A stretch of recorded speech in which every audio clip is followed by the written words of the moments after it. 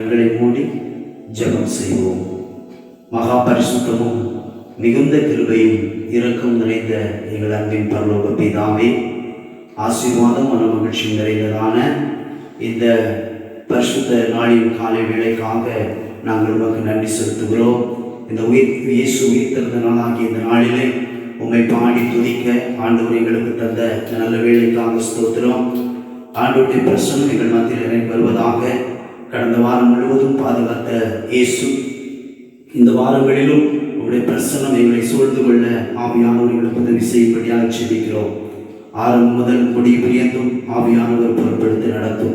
அந்த ஒவ்வொருவரையும் கர்த்தர் ஆசீர்வதியும், பெரிய காரியங்களை செய்யும். இயேசுவின் நாமத்தில் பிதாவே, ஆமென். ஆண்டவருடைய நாமத்தை மகிமைப்படுத்த போகிறோம். இதோ மனுஷனின் மத்தியில் தேவாதி தேவன் வாசம் செய்கிறாரே.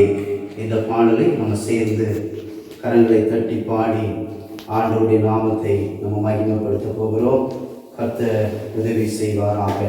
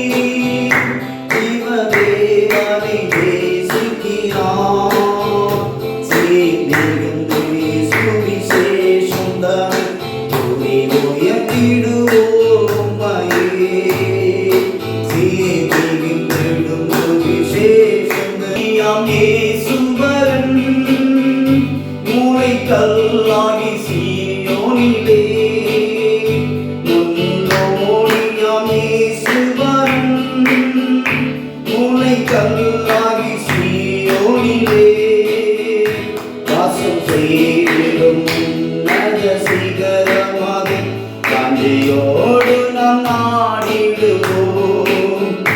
வாசம் செய்திட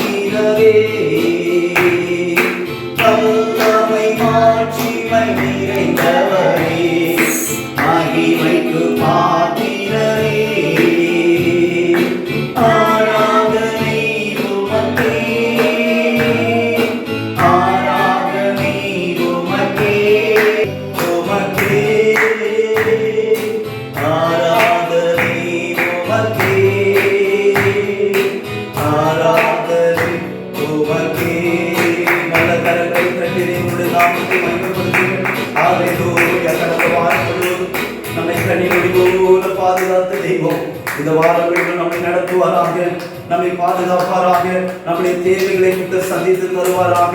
எல்லா ஆபத்துகளுக்கும் பிசாசின் சகல தந்திரங்களுக்கும் தேவன் நம்மை ஒவ்வொருவரையும் விலக்கி பாதுகாக்க அவர் ஜீவன் உள்ளவராக இருக்கிறார். அவர் இன்றைக்கும் ஜீவனோடு கூட இருக்கிறார். அவர் செய்ய நினைத்தது ஒன்றும் தடைப்பட்டு போகாது. நம்முடைய வாழ்க்கையில் ஆண்டவர் செய்த சொன்ன வாக்கு தத்தங்களை ஒவ்வொன்றையும் ஆண்டவர் நம்முடைய வாழ்க்கையில நிறைவேற்றி தருவாராக. மரண பரியந்தம் அவர் நம்முடைய தேவனாக நாம் உயிரோடு இருக்கிற காலம் வரையிலும் அவரை ஆராதிக்க, துதிக்க, அவரை பிரஸ்தாபப்படுத்த கர்த்தர் நமக்கு தொடர்ந்து பலன் தருவாராக. கர்த்தருடைய சமாதானம், அல்லேலூயா, அவருடைய ஆளுகை நம் மத்தியிலே மகிமையாக இறங்கி வருவதாக. அல்லேலூயா. உயிரோ வாழும் நாட்களெல்லாம் ஓடி ஓடி உழைத்திடுவே. நாம் எல்லாரும் சேர்ந்து உயிர் வாழும் நாட்களெல்லாம் ஓடி ஓடி உழைத்திடுவே. அழைத்தீரும் சேவைக்கு என்னை அழைத்தீரும் சேவைக்கு, அதை நான் மறப்பேனோ, அதை நான் மறப்பேனோ. எஜமானனே, எஜமானனே, என் இயேசு ராஜனே, என் எண்ணமெல்லாம், என் ஏக்கமெல்லாம் உம் சித்தம் செய்வதுதானே. என் எண்ணமெல்லாம்,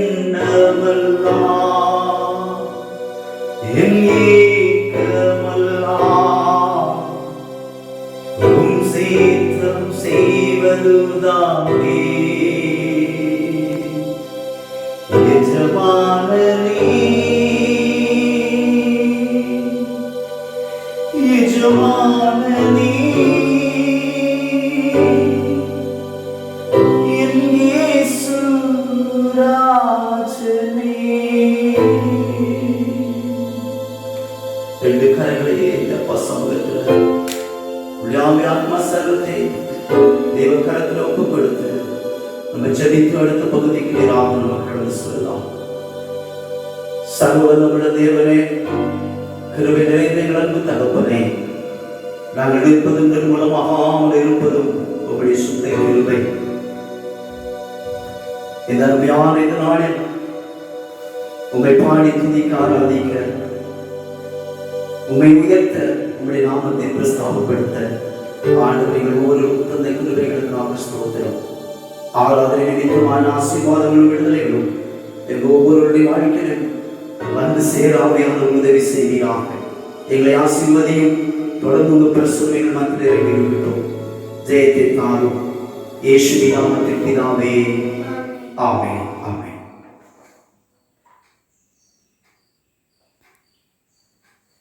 ஒருவரையும் கிறிஸ்து இயேசுவின் நாமத்தில் உங்களை வாழ்த்துகிறேன், உங்களை வரவேற்கிறேன்.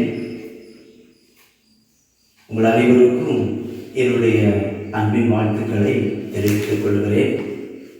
கர்த்தர் இந்த ஆராதனைக்கு கடந்து வந்திருக்கிற உங்கள் ஒவ்வொருவரையும் ஆண்டவர் இரட்சகருமாகிய இயேசு கிறிஸ்துவின் இனிய நாமத்தில் உங்களை வாழ்த்துகிறேன், உங்களை வரவேற்கிறேன். உங்கள் அனைவருக்கும் என்னுடைய அன்பின் வாழ்த்துக்களை தெரிவித்துக் கொள்கிறேன். கர்த்தர் உங்களை மென்மேலும் ஆசீர்வதிப்பாராக. இப்பொழுது கொஞ்ச நேரம் நம்முடைய ஆண்டவருடைய வார்த்தையை தியானிக்க போகிறோம். இந்த வார்த்தை நிமித்தமாக கர்த்தர் நம்மை மேன்மைப்படுத்துவாராக. எல்லாவற்றுக்கும் மேலாக ஆண்டவர் அவருடைய வார்த்தையை பிரஸ்தாபப்படுத்தினாராம். ஆகவே அவர் எழுதி வைத்திருக்கிற வார்த்தைகள் ஒவ்வொன்றும் நமக்கு மிக முக்கியமானது. ஆகவே கவனத்தோடு இருந்து இந்த வார்த்தையை நம்ம கேட்டு தெய்வ பலத்தை பெற்றுக்கொள்ளும்படி உங்களை அன்போடு நான் கேட்டுக்கொள்ளுகிறேன். எடுத்துக்கொள்ளுங்கள். மத்தேயு 19ஆம் அதிகாரம் 26வது வசனம். மத்தேயு எழுதின சுவிசேஷம் 19வது அதிகாரம் 26வது வசனம் இப்படியாக சொல்கிறது. இயேசு அவர்களை பார்த்து, மனுஷரால் இது கூடாததுதான், தேவனாலே எல்லாம் கூடும் என்றார்.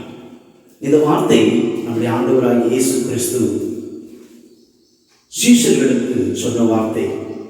சீஷர்கள் இயேசு சொன்ன சில காரியங்கள் அவர்களுக்கு புரிந்து கொள்ள முடியாத நிலையில் இருக்கும்போதுதான், நீங்க முந்தின வசனங்களை வாசித்து பார்க்கும்போது சீஷர்கள் கேட்ட கேள்விக்கு இயேசுவானவர் நாம் ஆராதிக்கிற தெய்வம் அந்த சீஷர்களுக்கு சொன்ன வார்த்தை தான், மனுஷரால் இது கூடாததுதான், தேவனாலே எல்லாம் கூடும். அல்லேலூயா. அப்படியானால் இந்த உலகத்தில் மனுஷனால கூடாத சில காரியங்கள் இந்த உலகத்தில் இருக்கதான் செய்யுது. பணம் இருக்கலாம், பொருள் இருக்கலாம், ஆழ்பலம் இருக்கலாம், நல்ல சேலரி வாங்கலாம், சொத்து இருக்கலாம், கார் இருக்கலாம், பங்களா இருக்கலாம், எல்லாமே இருக்கலாம்.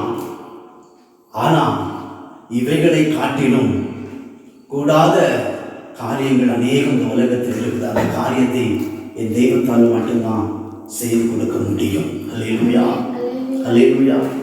ஆகவே நான் சொன்னார் ஆண்டவர், மனுஷனால கூடாத காரியம் இருக்கிறது, அந்த காரியத்தை தேவனால கூடும்படியாக செய்வார்.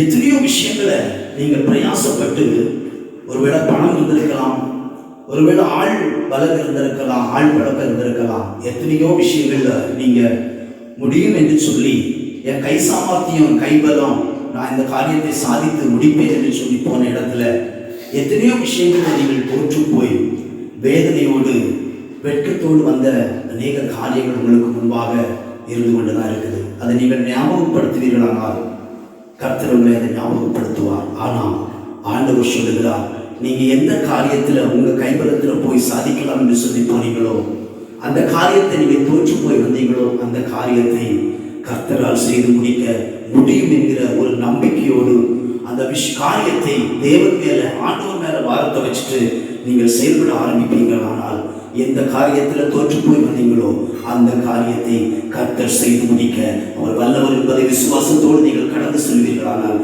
கர்த்தர் எல்லாவற்றையும் செய்து முடிக்க அவரால் முடியும். ஆமென் சொல்லுங்க, ஆமென் சொல்லுங்க. இப்போ நீங்க இந்த வசனத்தை நீங்க வாசித்து பார்த்தீர்கள். அப்போஸ்தலர் நடவடிக்கைகளின் புஸ்தகம் 11ஆம் அதிகாரம் 24ஆம் வசனம் இப்படியாக சொல்லுகிறது. அவன் நல்லவனும் பரிசுத்த ஆவியினாலும் விசுவாசத்தினாலும் நிறைந்தவனுமாயிருந்தான். அநேக ஜனங்கள் கர்த்தரிடமாய் சேர்க்கப்பட்டார்கள். இந்த உலகத்துல என்னெல்லாமோ ஐஸ்வர்யவான்கள் எதெல்லாமோ சம்பாதிக்கலாம், ஆனா இப்படிப்பட்ட ஆவிக்குரிய ஆசீர்வாதத்தை கர்த்தரால் மட்டும்தான் நமக்கு தர முடியும். அல்லேலூயா. நம்ம சம்பாத்தியங்களும் ஆசீர்வாதங்களும் ஐஸ்வர்யங்களும் இந்த உலகத்தோடு அழிந்து போகிறது. ஆனா இப்படிப்பட்ட ஒரு அனுபவம் நம்முடைய வாழ்க்கையிலும் நம்மை சார்ந்திருக்கிற ஜனங்கள் மத்தியிலும் இருக்குமே, ஆனால் இதுதான் நித்திய ராஜ்யத்துக்கு கொண்டு போய் சேர்க்கிற ஒரு காரியமா இருக்கும். அல்லேலூயா. இந்த உலகத்துல எப்படி வேணாலும் வாழ்ந்துட்டு போலாம் என்கிறது தேவனுடைய விருப்பம் அல்ல. தேவனுடைய சித்தத்தின்படி வாழ வேண்டும் என்பதுதான் ஆண்டவருடைய விருப்பம். எந்த குடும்பங்கள் ஆண்டவருக்குள்ள ரட்சிக்கப்பட்டு ஆண்டவருடைய அன்பில் நிலைத்திருக்கிறாங்களோ அந்த குடும்பங்களை கர்த்தர் அவன் மேன்மைப்படுத்தி இந்த தேசத்திலும் பரலோக ராஜ்யத்திலும் கர்த்தர் உயர்த்த அவர் வல்லவராயிருக்கிறார். அல்லேலூயா. பேதுரு, இந்த வாசித்த வசனத்துல பேதுரு ஸ்தோத்திரம் சொன்ன ஒரு வார்த்தை,